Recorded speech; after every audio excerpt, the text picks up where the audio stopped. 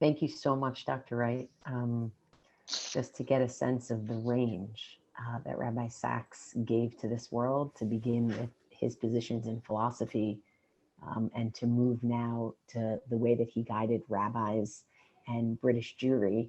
I just want to share that back when Rabbi Sachs came to Lincoln Square Synagogue, where I was working about a decade ago, we really could feel come to life the Rashi on yesterday's Parsha, talking about when a tzaddik comes to the town, hu ziva hu hadara. He was the glowing. It was splendor that he brought to the table.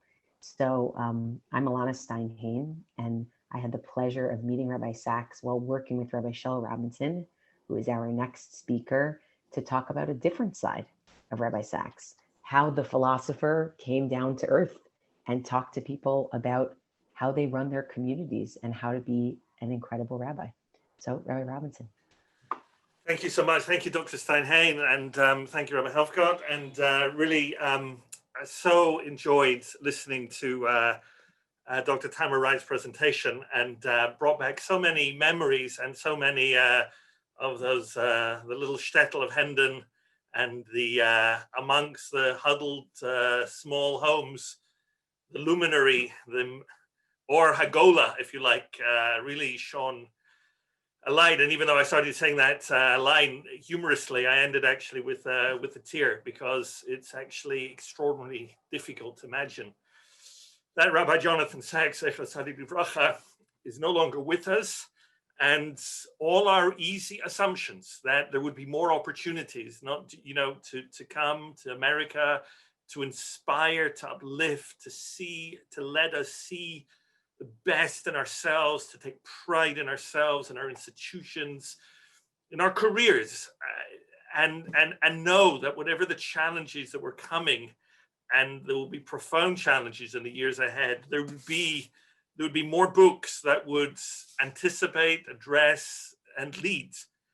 And to know that that is not true anymore is just devastating on the most communal and the most personal ways. And I really appreciate the opportunity to be able to speak, and very much like Tamra, I unusually replied to the invitation, probably not within 7 minutes, but I've accepted to speak whenever I've been asked about Rabbi Sachs. Not because I in any sense claim to be the closest or the most intimate or anything, quite the opposite. But being a rabbi in the United Synagogue and being privileged to spend time and have conversations both in London and in America, and indeed in Cambridge, memorably, were profoundly important experiences. And the last comment that Dr. Steinhain, I remember when he walked into Lincoln Square Synagogue, there was, as you described, Tamra, about the TED Talk, there was a presence, a charisma, an excitement, that there was something here that was extraordinary, special. Now, we've all had charismatic speakers speak in our institution, and we hope that charismatic speakers go hand in hand with content. And here's a phenomenal thing about Rabbi Sachs, that he never traded a moment his intellectual honesty or his truth to power for scrap of popularity. Often, in fact, as we know from history of Anglo Jewry, you mentioned the book, The Dignity of Difference, and its philosophical contribution, without in any way alluding to the extraordinary ructions that brought about. And Rabbi Sachs was an individual who I want to say, and I won't say that he was fearless, because I am sure he had his questions and his doubts, but he was an individual of extraordinary courage. And I'm not qualified to speak about his philosophical contribution, but I can speak, first of all, and just very briefly, as a rabbi, seeing the impact that Rabbi Sachs was making on the wider Jewish world. And if you look and you alluded to this, Tamara, but the oeuvre of his books, many of his books, not just, of course, the great Torah that he was producing over these last few years, and a question that at least I've heard some people discussing, how much of his commentary in the Chumash was written, how much of it was completed. I reached out to Joanne over the course of the summer and asked that Rabbi Sachs address our community over Zoom. And I was told that he is really far behind on his Chumash commentary and is really trying to get ahead of it. And it would be a tragedy if not enough was written in order to be published. What a loss that would be. But going back to the books that he was impacting on the wider world, and you alluded to this, not just questions of restoring the common good, but I'm just looking around actually my bookshelf. Not in God's Name, a statement about religious violence and fundamentalism, the great partnership, religion and science, in areas where not just Judaism, but religion felt itself to be on retreat. And here, arguably this week in America, religion won, quote unquote, a victory, a deeply unpopular victory, let's say, in many people's eyes. Rabbi Sachs was not interested in asserting the rights of religion. He was interested in expressing the beauty and the contribution and the everlasting, eternal use of religion. And I don't know where precisely, whether it was book 2 or book 3, but when I first encountered Rabbi Sachs, when I happened to be working at Jews College as it then was, and I took a few months off yeshiva, and I was working for the Jewish Educational Development Trust, and it was right in those months, Rabbi Sachs had been invited to deliver the Wreath Lectures, a tremendous honor in British intellectual life. And from that came this book, The Persistence of Faith, where even in 1990, he was writing about the fact that religion was a force that would refuse to die out, even in a secular world, and should be looked at as something that had something beautiful and meaningful and eternal and useful to contribute. And so many of his books, the way that he became an intimate of Gordon Brown, the British Prime Minister, the way that he was prepared to debate Richard Dawkins, the fiercest of the Oxford, if I may, atheists and anti-religion voices. And he was personally invested in the idea that religion had not just Judaism, and not just in a narrow sense of sectarianism, but the religion was a voice that must not be allowed to die out. And that was true in not just in the philosophical and the public sphere as well. Think about some of his last contributions to the standing in the Jewish community. Last year's Slichot address, I believe, at Hampstead Synagogue, and happy 25th anniversary to Rabbi Harris on cancel culture. A seminal phrasing within our world of tshuva and second chances, a deep assessment and indeed warning of trends in the secular world or the outside world or our world that threaten to undermine so much of what we hold on to. And countless examples of that. Rabbi Sachs was an individual who gave us all a sense of tremendous pride and awareness of the dignity of our tradition, the dignity of Judaism, so that no rabbi could ever be afraid, need ever be afraid and get up and assert that Judaism is relevant. When listening to Rabbi Sachs, I remember something that Stanley Getzler, a member of our community, thank God well into his 90s, who was a member of the Lincoln Square Synagogue since the earliest days. Rabbi Riskin ascended to the pulpit in those days in the apartment, probably in front of 30, 40 people, and it must have been Parshas Tazria or something impossible like that. And Rabbi Riskin said, my job is to make this relevant to you. And if I cannot make this meaningful, then I have no right to be a rabbi. And I often thought of that line that I heard many years ago from Stanley Getzler listening to Rabbi Sachs, because he made ordinary Jews in the pews, as well as philosophers and professors and princes and prime ministers, look at the Bible, look at not just the Bible, look at the rabbinic tradition and say, this is meaningful and this is relevant. A few words about the rabbinate, and then I'll hand over the baton. Rabbi Sachs was chief rabbi, and the chief rabbinate, and Lana and I worked once with a very fine associate rabbi who wrote a history of the chief rabbinate, Rabbi Dr. Ben Elton. The chief rabbinate of the British Commonwealth is an institution like many others. Many people in office choose to exert tremendous power through office and stamp their authority on office.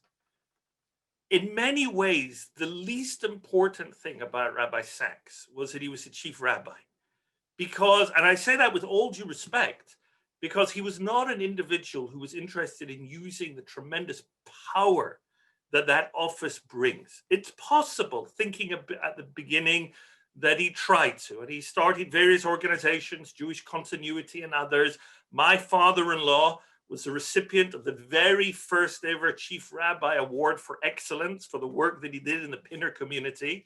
So Chief Rabbi, certainly in the beginning years of the Chief Rabbinate and the great community, found himself, if you like, falling over his own feet in terms of British community politics, setting up an organization to fund and to incentivize excellence, and then bringing right into the crazy world of community politics. Can you fund reform institutions? Can you fund gay institutions, etc.? And I get the impression after a few years, he lost interest in trying to mold the chief rabbinate to his image. And of course, Limud was not a fight that he was really interested in. Everybody knew what he really felt about Limud, but he wasn't really interested in using his office to assert his power on that. Really quite the opposite. As well as many of the incredible distinctions that Rabbi Sacks made, and Tamara mentioned one of them, one that stays with me so long. The American Jewish community, modern Orthodox Jewish community would have done well to remember the distinction, as the last few years, and I say this more or less not in a partisan way, as many of us rush to embrace the access to power that we uniquely had these last few years, Rabbi Sacks insisted that despite the well-known man, Malke, who are true royalty, Rabbanan, the rabbis, and certainly the chief rabbi, Rabbi Sacks insisted that influence was much, much more important, certainly in the long run, than power. He rarely asserted power, and he rarely tried to use his closeness to power. Instead, he felt that a moral voice and standing and stature gives rabbis and communities in Judaism extraordinary influence over public debates and public moments that was much more likely to provide long-term benefit and be a long-term blessing. As a rabbi working under the chief rabbi, rabbis have their moments and self-doubts. I spoke to the students of Yeshivat Commemorating Torah. I won't repeat what I said then the other week. But rabbis have their struggles and they have their challenges. And working under, and I would say even a chief rabbi like Rabbi Sacks, who increasingly became a spokesman of Judaism to the outside world, meant that you were only ever a phone call away.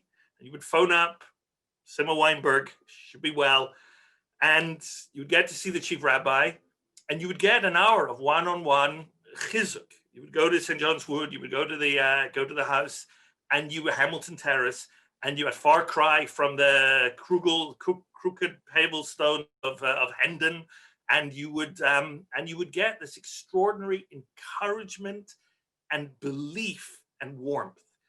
And I've made this point before. When you encounter rabbis, especially world-leading rabbis, and indeed world-leading academics, it is often that you are left feeling inadequate. You walk away saying, well, I'll never be that brilliant.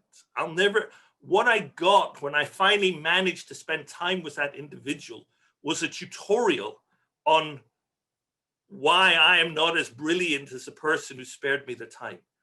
With Rabbi Sacks, it was opposite. He made everybody, crazy as it may sound, believe that we were just as capable of giving extraordinary speeches, building extraordinary communities, writing wonderful books. He never for a moment made anybody feel, I'm me, and you get to watch. You're privileged to be able to be allowed to be close. And that was really extraordinary. It's a model. And the very last thing that I'll say is that, and this is partly part of the trajectory that ended up in me leaving the United Kingdom, and I mean this in a good way, and coming to the United States. I was part of, in the British Rabbinate, when Jews College already had become London School of Jewish Studies, and then stopped being an academic institution, and its future was on the was sort of on the table. So there was an official organized part of the United Synagogue, and I'm not here talking about it. This wouldn't even be a footnote in anybody's history of the United Synagogue, the chief rabbinate. But I say the following, that there was an institutional takeover planned of the London School of Jewish Studies. We were going to call it, I think, Kehillah College. And it was basically going to be run by the central bodies of Anglo Jewry to do something or other. It was snatched away from under our noses by this brilliant cadre of young, exciting, academic, committed people. Tamra Wright, Rafi Zarim, Mark Weinberg, Oliver Shalom, Sammy Rubin. And these were individuals. Why do I mention this? Because every rabbi, and certainly in the British rabbinate, would look at the problem of young, enthusiastic, skeptical, and I mean that in a particular way, skeptical, open-minded people who could possibly be assets in a community, but ask bigger questions and have a bigger reach and are frankly smarter and more learned than many, many rabbis. And so much of the rabbinate is defensive. It's defensive. How do you deal with the challenge of young, bright people who challenge, just by their very existence, the stature of the rabbi, or certainly make the rabbi feel challenged? Rabbi Sachs's model, and he told me this when I came to America, because I knew that at Lincoln Square Synagogue, there were going to be people exactly like that. And he said, never look at people like this as a challenge, as people are going to be able to get you, or people you're going to be self-conscious about speaking. Embrace them, encourage them, and empower them. And the real proteges, the real Talmidim of Rabbi Jonathan Sachs are not pulpit rabbis, although we gained so much from him. But there is 2, maybe 3 generations of brilliant people, promising people, Rafi, Tamra, Sam Liebens in Israel, and many, many, many, many, many others who he raised up, who he encouraged, who he believed in, who he treated as no less special than rabbis, and who created individuals who will have generations of impact on the Jewish community to come. So his impact is something that not just academically, as Tamra said, but in terms of the impact of people in an extraordinary range of institutions will have influence for decades over the Jewish people, is something that, please God, hopefully, and it's a comfort for us at this time, we will be will get the benefit from in the many, many years to come. Thank you.